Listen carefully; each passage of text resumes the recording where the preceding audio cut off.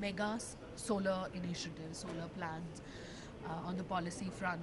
How do you see the private sector getting benefited from the endeavors by the government? Well, I think it has opened a new opportunity on two sides.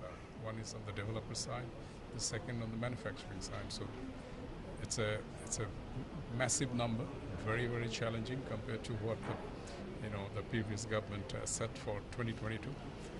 The response from the industry has been very positive, and overall, the developers are also very keen. So it seems that we'll be pretty close to that number, the way things are currently shaping up. So in terms of ourselves, yes, we are ready in two ends. One is in the solar side itself. As you probably know, that we have been recently acquired by GE, so therefore we have the solar inverters, so that's a great solution. With the electrical balance of plant, we make a good contribution to all the solar large projects. And if you come to the transmission end, and then we have been a market leader for transmission anyway, that you know, and therefore the increasing solar and that way increasing renewable is going to be a challenge for the grid, because these are intermittent kind of power supply, so therefore it really requires strong grid in terms of stable grid.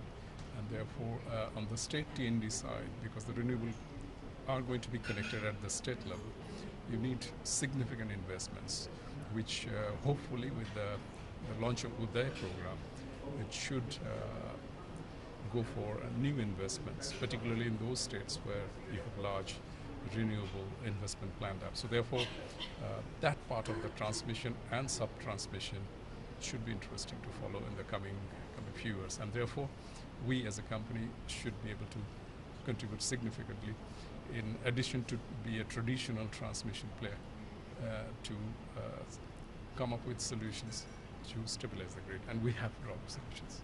And again, you're talking about stabilizing the grid. The one factor that needs to be to stabilize the grid is basically connecting the national grid with the southern grid and improving the transmission link between the two grids, bringing it on par so that power can be evacuated from one region to another, and also power grid parity can be attained as far as solar is concerned.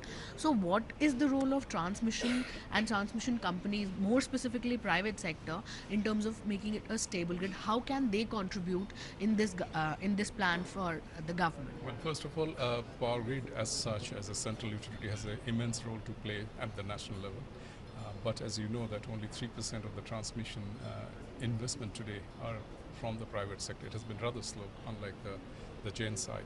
So therefore, the new investments are going to be also coming a lot under the TBCB scheme from the private players. So therefore, the role that I see for the private developers in the form of TBCB would be to build long corridors, transmission corridors for bulk power transfer, both AC and hopefully DC. Today DC you don't see private players as yet, but mainly it is power grid, but tomorrow maybe the DC also would be open.